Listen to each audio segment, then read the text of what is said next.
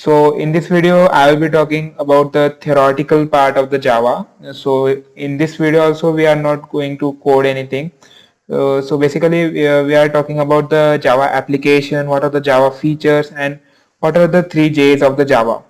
So I strongly recommend that you should watch this video if you are preparing for the interviews or any your college test. So this will be helpful for you to clear out those examinations. So what are we learning today? So we'll be learning what is Java.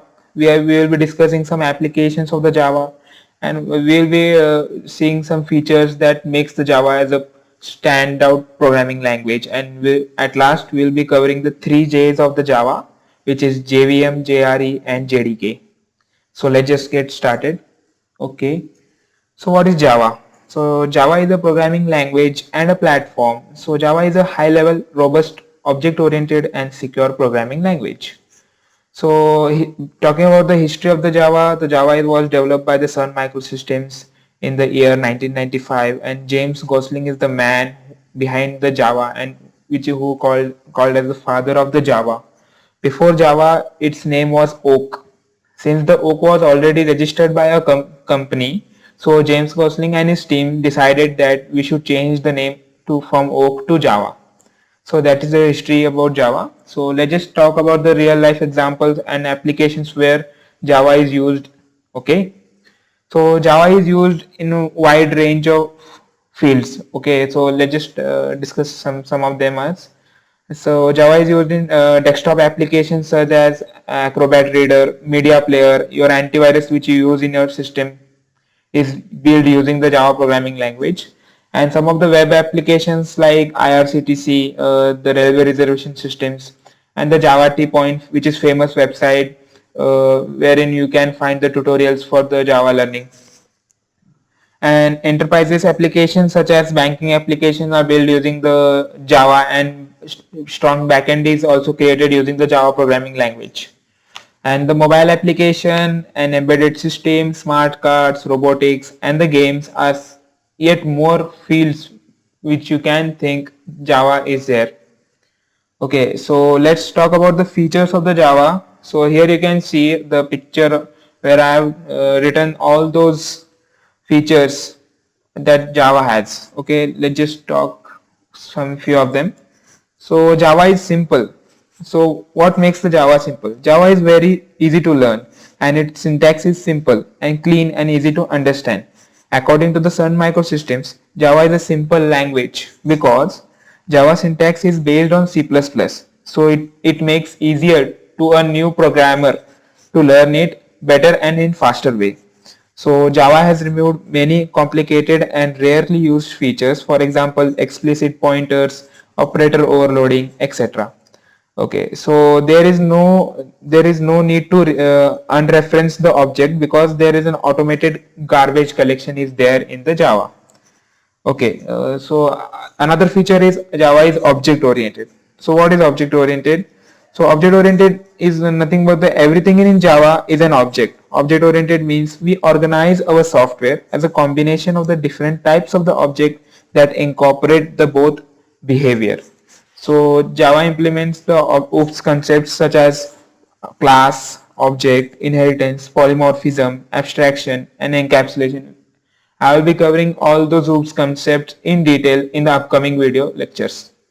Okay, so let's talk about the one more feature here, which is main feature, I guess.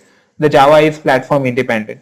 So what is Java platform independence? Platform independence means once you write your Java code, that is the .java file, and once you execute that file, it creates the .class file of that Java program. So what is .class file? So that .class file is the bytecode of the Java which you can run in any operating system. So let's suppose Windows is there, Mac OS is there, Linux is there. You can take that .class file and you can run any of these platforms, any of this operating system. So that makes the Java as a platform independent language.